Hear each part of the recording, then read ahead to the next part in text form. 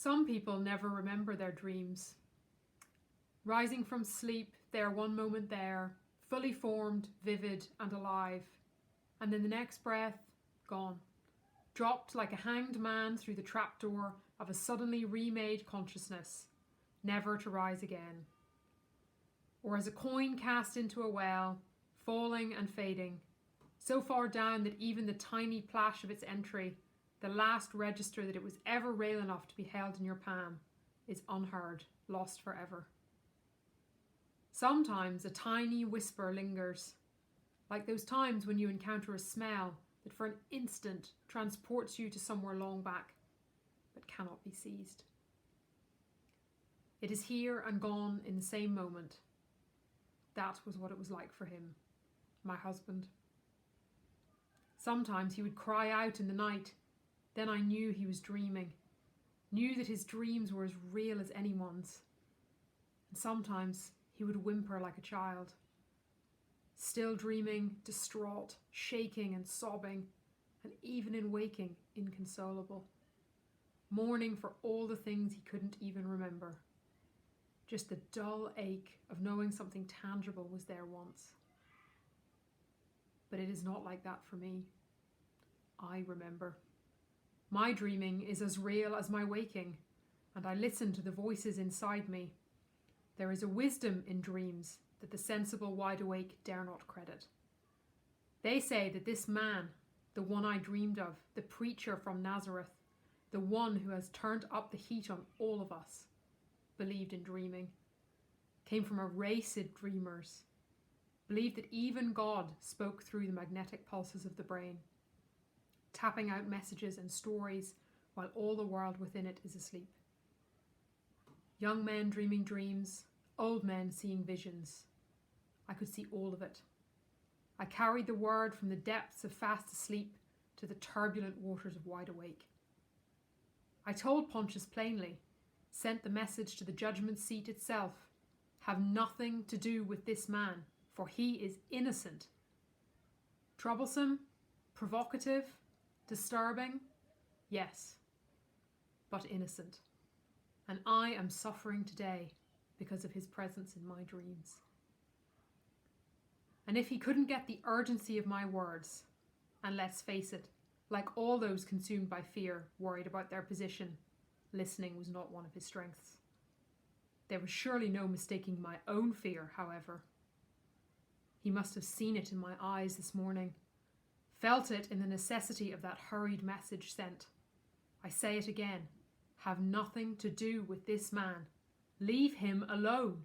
He is of God, not of our gods, not the capricious panoplies of fear and superstition that contrive to rule our lives, doing little other than providing the legitimacy for our power, but a God of history, a God who is one and only one, a God who is somehow in this abandoned man.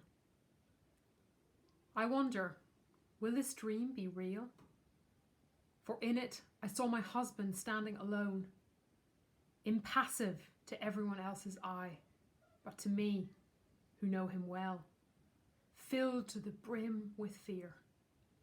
Looking at him, despairing, unable to do what he wants to do, swayed by the anger and the threats of all those other voices. I could still feel the sobbing child who cried in the night, who does not know how to handle authority, who would rather pass it on. I told him my dream, and he would not listen, would not acknowledge my fear, nor bend to his own convictions. Will this dream be real? Will he and this man, Jesus, be remembered? Somehow locked together, not just in this story, but in whatever happens next? I don't know. All I have is the reality of my dream and its hold on me. This Jesus gives me grief because he is so different. Different from Pilate, different from me, and yet inhabiting the same stubborn flesh.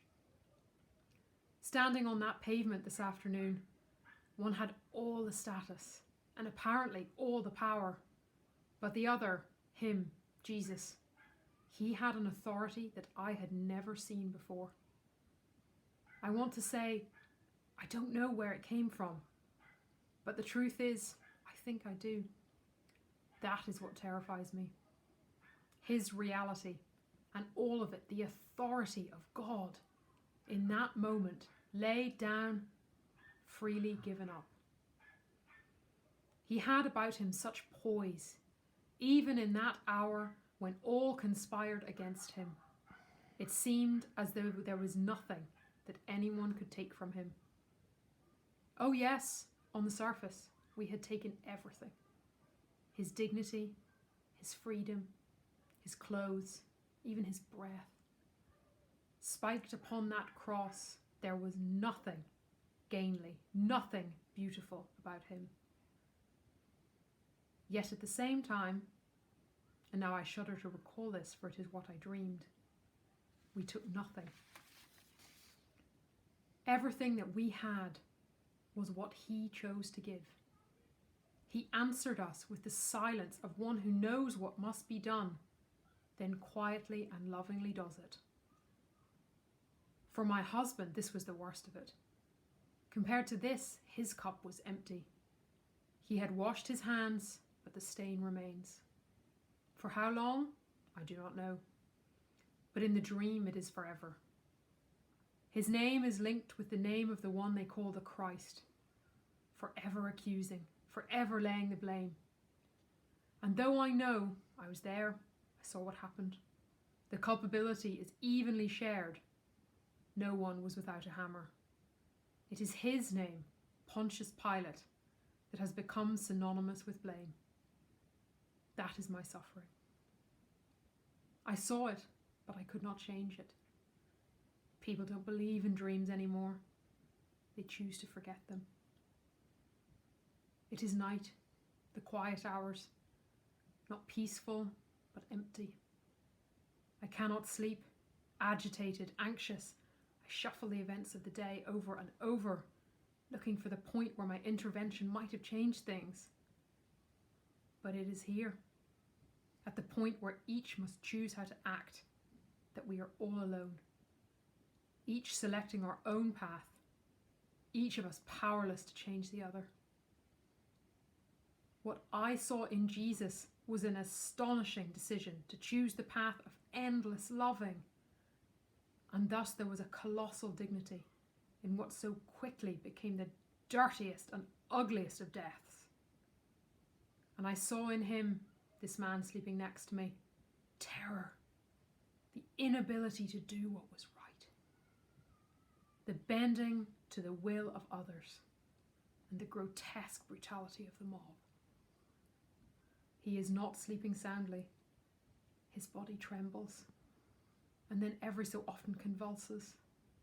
He is dreaming, but he won't remember.